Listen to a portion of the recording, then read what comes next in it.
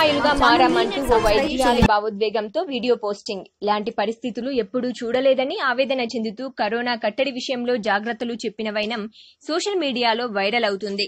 Corona ఉధృతితో ఆసుపత్రిలో దయనీయ పరిస్థితులు నెలకొన్నాయని, తాము నిస్సహాయులుగా మారామని ముంబైకి చెందిన ఓ వైద్యురాలు డాక్టర్ తృప్తి గిలాడి భావోద్వేగానికి గురయ్యారు. మాస్కు ధరించి జాగ్రత్తలు పాటిస్తేనే ఈ ఉపద్రవం నుంచి బయటపడతామని సూచించిన ఓ వీడియో ప్రస్తుతం సామాజిక మాధ్యమాల్లో వైరల్ గా మారింది.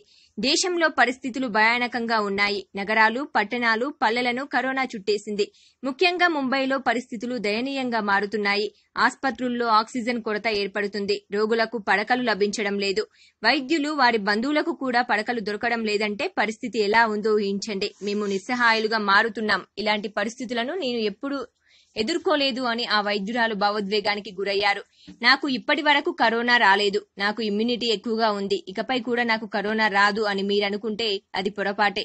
యువకులు కూడా వెంటిలేటర్ మీద చికిత్స పొందుతున్నారు. మీరు అలాంటి పరిస్థితులు ఎదుర్కోకూడదనే మేము కోరుకుంటున్నాము. ఖచ్చితమైన జాగ్రత్తలు వహించండి. ఎవరిని కలిసినా, ఎవరితో మాట్లాడినా మాస్క్ తప్పనిసరిగా ధరించాల్సిందే. ఏవైనా స్వల్ప ఆరోగ్య సమస్యలు తలెత్తితే ఆసుపత్రిలో చేరాల్సిన అవసరం లేదు. ఇంట్లోనే తగిన జాగ్రత్తలు పాటించాలి. అలా చేస్తే అవసరమైన వారికి పడకలు అందించిన వారమవుతాము అని పేర్కొన్నారు. వైరస్ ను తేలిగ్గా తీసుకోవద్దని, అందరూ టీకాలు వేయించుకోవాలని సూచించారు. అందరూ జాగ్రత్తలు పాటిస్తేనే కరోనాను ఎదుర్కోగలమని, 3 దశ రాకుండా నివారించగలమని పేర్కొన్నారు. गुड मॉर्निंग मेरे परिवार वालों और मेरे फ्रेंड्स। बहुत सारे डॉक्टर्स की तरह मैं भी बहुत परेशान हूँ, इसलिए मुझे लगा कि शायद मैं आपको अगर कुछ चीज़ें बताना चाहती हूँ और मैं शायद अगर ये बताऊँगी और अगर आप लोग सेफ रहोगे तो I might be at more peace. जैसे आपको सबको पता है कि बॉम्बे की हालत तो बहुत ख़राब है और धीरे धीरे बहुत सारे शहरों की और बहुत सारे स्टेट्स, इवन टाउन्स की हालत ख़राब होते जा रही है। बॉम्बे की हालत तो इतनी ख़राब है कि हमारे हॉस्पिटल्स में आईसीयू बेड्स वेटिंग पे है, पेशेंट्स के लिए बेड्स नहीं है।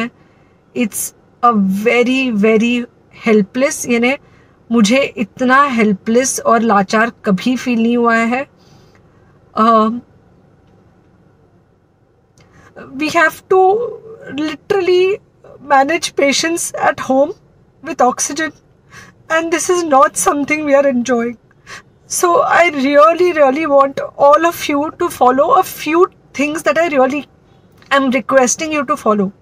First, आप लोग प्लीज़ सेफ रहो। अगर आपको लग रहा है कि आपको 1 साल से कोरोना नहीं हुआ है इसलिए आप कोई सुपर हीरो हो या आपकी इम्यूनिटी बहुत अच्छी है और आपको ऐसे कुछ नहीं होगा, तो आप गलत फहमी में हो।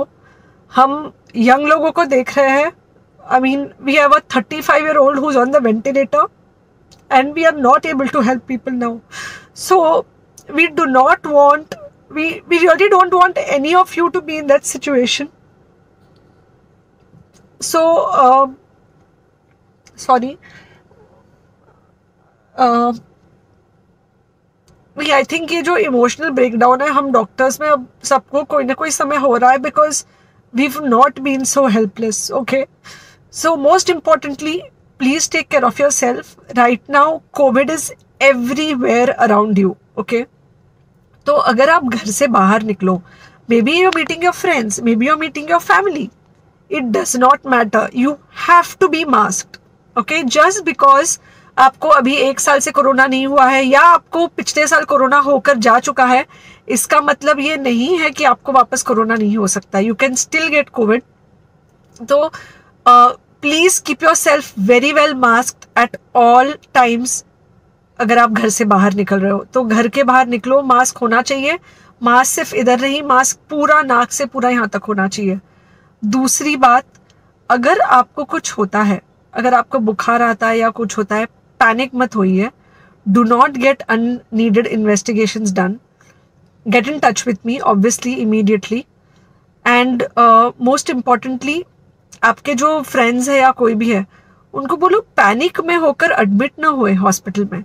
फिलहाल जो सिचुएशन है वो ऐसी है कि बहुत सारे हॉस्पिटल्स में स्टेबल पेशेंट्स एडमिट हो रहे हैं और बहुत सारे लोग जिनको एक्चुअली ऑक्सीजन की ज़रूरत है उनके लिए हमारे पास बेड नहीं है. इनफैक्ट हम लोग घर में लोगों को ऑक्सीजन देके मैनेज करने की कोशिश कर रहे हैं और ये हमने पहले कभी नहीं किया है कि हम इतने सारे लोगों के लिए बेड्स ढूंढ रहे हैं, इतने सारे लोगों को घर में मैनेज करने की कोशिश कर रहे हैं. So please leave beds for people who actually need it, who have pneumonia, who need oxygen, and who will need to be under very close medical care. Third thing, if you have not taken the vaccine, अगर आपने vaccine नहीं ली है किसी भी कारण से, हो सकता है आप ट्रैवल कर रहे हो सकता है आपको वैक्सीन की हिचक हो सकता है आपने कुछ व्हाट्सएप पे फॉरवर्ड पढ़ा हो कि वैक्सीन की वजह से कुछ साइड इफेक्ट्स हो रहे हैं या कुछ हो रहा है. It's untrue. Please take your vaccine. ये हमको डेफिनेट दिख रहा है कि जो लोगों के 2 वैक्सीन के शॉट्स होकर 2 हफ्ते हो चुके हैं उनमें डेफिनेटली हमको इन्फेक्शन, सीरियस इन्फेक्शंस कम दिख रहे हैं और हॉस्पिटलाइजेशन ना के बराबर है. So the vaccine is definitely helping. Okay, so take care of yourself. Do not take COVID-19 lightly. Please pray for the people in the hospital and please pray for the families and the caretakers of all these people in the hospital. उनको आपके प्रार्थना की बहुत ज़रूरत है और सबसे ज़्यादा ज़रूरत है कि आप अपना ध्यान रखें. ओके, एंड बस घर पे रहो. आप कुछ हफ्तों तक सिर्फ घर पे रहो जब तक हम ये सिचुएशन ऐसे हैंडल कर सके कि हम एटलीस्ट कुछ हो जाए तो हम हॉस्पिटल में पेशेंट्स को ले सके. फिलहाल हालत ऐसी है कि डॉक्टर्स और डॉक्टर्स के रिलेटिव्स को भी नहीं मिल रहा है बेड. तो आप सोचिए कि it's an absolutely helpless situation. Okay, I think अगर हम सब इतना ध्यान रखेंगे we will definitely come through this second wave very well. Okay, and then we will have to work on not allowing a third wave. So third wave का हम बाद में सोचेंगे, वो तो नहीं आना चाहिए, पर जो ये सेकेंड वेव है इससे हमको कोई भी हालत में एकदम सेफली निकलना है. Okay, take care. I really love you.